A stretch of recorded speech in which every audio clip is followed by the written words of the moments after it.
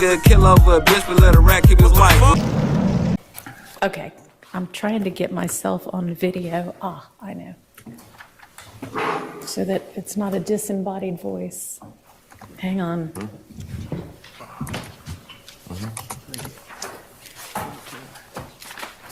All right. Hello, Officer Jolly. Hello, Judge. All right. What is probation's? Can you give me a rundown of Mr. Sledge's criminal history? And I'm sure you heard the question I just asked, as well as any prior probation violations.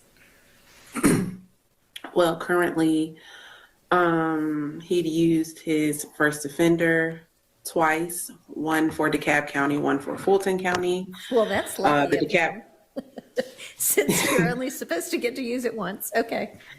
yes. So the DeKalb County case, 04CR24799, that was theft by receiving stolen property, felon, and a obstruction of law enforcement officer, which was a misdemeanor. That was May 19th, 2005. I'm sorry. Okay. He used his first offender. The second case, 04SC23883, that's Fulton County. He used his first offender. That was possession of cocaine, as well as a possession with the intent to distribute cocaine. That was December 10th, 2004. The possession with intent to distribute cocaine in Fulton County was January 3rd, 2014. Again, both times, all three times, he used his first offender. The next case is 15 SC 138994. That is a Fulton County case. That is the gang participation, aggravated sex battery, attempted aggravated sex battery, aggravated battery, aggravated assault, criminal damage first degree, criminal damage second degree, and possession with the firearm by a convicted felon. That was January 10th, 2018. All right. So given the fact that he had at that point a possession of a firearm by a convicted felon, does that indicate that at least one of those first offenders was not successfully completed? One Or are we moment. missing a felony? One moment. He was adjudicated guilty.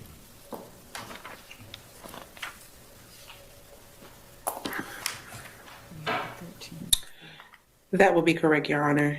In addition, of course, the current case that he is currently on probation on.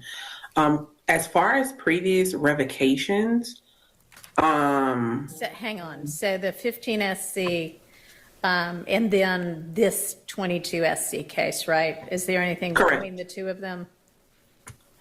there's nothing in between the two of them, no. Okay.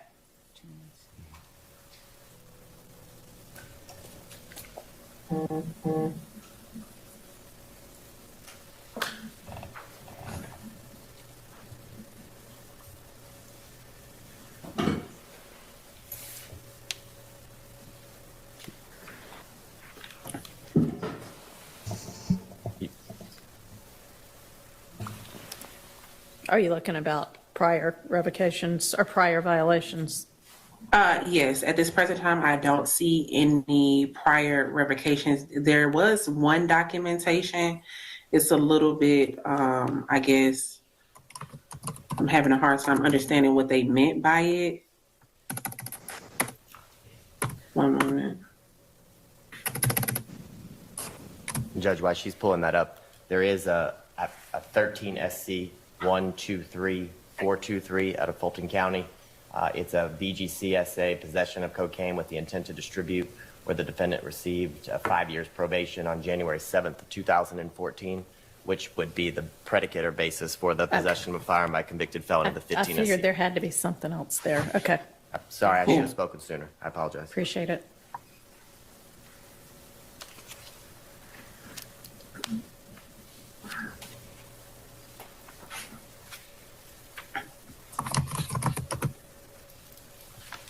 Yeah, the only documentation that I have regarding a revocation just said revoked closed July 16, 2008.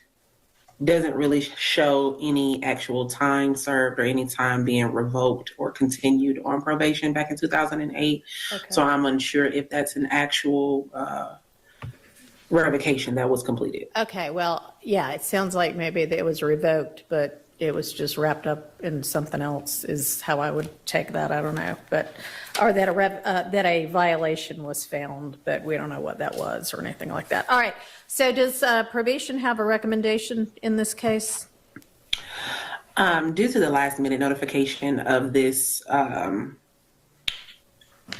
probation revocation, I would leave that up to the courts to make that decision. Okay, all right. Well, I find there to have been a violation as alleged, and again, even discounting the item number 8. What is the state's recommendation? In full candor to the court, Your Honor, I'm going to leave it, the state is going to leave it in the full discretion of the court. Your Honor is fully aware of the conditions. Your Honor witnessed the testimony and how it affected the trial of the case, and I'm going to let Your Honor be the full steward of deciding what the penalty should be as it relates to all of the time that Mr. Sledge still has remaining on probation. All right, well, I know that at least, I believe in the petition for revocation, the request is that the entire 30 years be revoked, is that right? It's not the request. Or is, oh, you're just telling me that's what he has at this point, although it can't be all of it, right? I mean, he's been on probation for at least a couple of years, and did he serve it? What's left? He just started on December 8th of 2023. I think he got credit for the time. I think he was in for 2 years, so he would have 26 and change or 25 and change. I'm sorry, correct, 22. My bad. The exact number.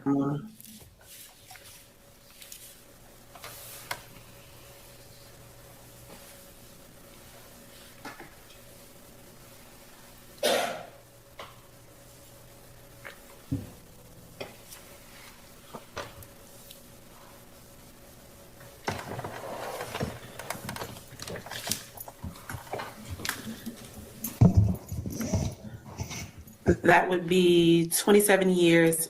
We don't know what effect, if any, one way good or one way bad, that has had. But in terms of his violation, I would ask the court treat it more as a technical. He has one grandchild on the way, one that just came early this year with Ms. Jaquila Freeman. So the point is, he has been staying out of the way. He's been complying with probation. I would ask the court to maybe consider if you want to put more restrictions and make his probation much more of a, not just something he's on, but something that now has more teeth to it because he's been working. He's been taking care of his family. He's staying out of trouble. He's turned that corner. And literally, it was always our hope he wouldn't have to come in and testify. And there was a reason the state allowed this plea to go forward so that he could step away. And in doing so, if you recall, you may have remember from his testimony, by no fault of his, he was a victim of a crime where he was shot multiple times and had to recover from that. So we would ask the court to consider some restrictions first, as opposed to custody.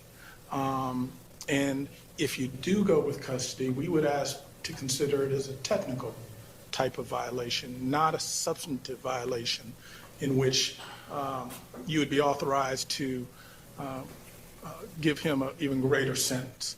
So we would leave it in the discretion of the court, but we're asking again for a non-custodial revocation punishment. Okay, well, I don't view it as a technical violation or akin to a technical violation, considering the solemn oath that he took when he said that he understood every term within the plea agreement, factual acknowledgments, and sentencing acknowledgments, and understood and, in fact, orally answered that he understood when both asked by the prosecutor and the court at his plea hearing that a failure to abide by any of the terms would constitute a violation of the agreement, and he was notified that the entirety of his probation could be revoked. I do appreciate the fact that this particular violation is a nonviolent violation. But I also appreciate the fact that some of the many reasons why this could have occurred include the fact that there is just not a proper regard for the judicial system and the seriousness with which an oath in court needs to be taken. I actually view this much more akin to perjury, frankly, than a technical violation. And the sentence for perjury is up to 10 years. I am going to revoke 5 years of Mr. Sledge's probation. And Mr. Sledge, I am sympathetic to the fact that you have generally stayed out of trouble in and I want to commend you for that. And I really hope that this revocation doesn't set you back. But we've got to take seriously the court system. So that's the sentence of the court. I find there to have been that violation. I'm revoking 5 years. And And he will be continued on probation, Your Honor? And reinstate the balance. Your Honor, Thank you. Might I ask, is it possible for my client to turn himself in to make arrangements? I think y'all knew when you came in here that this was a strong possibility. So, no, I'm sorry. All right, court is adjourned.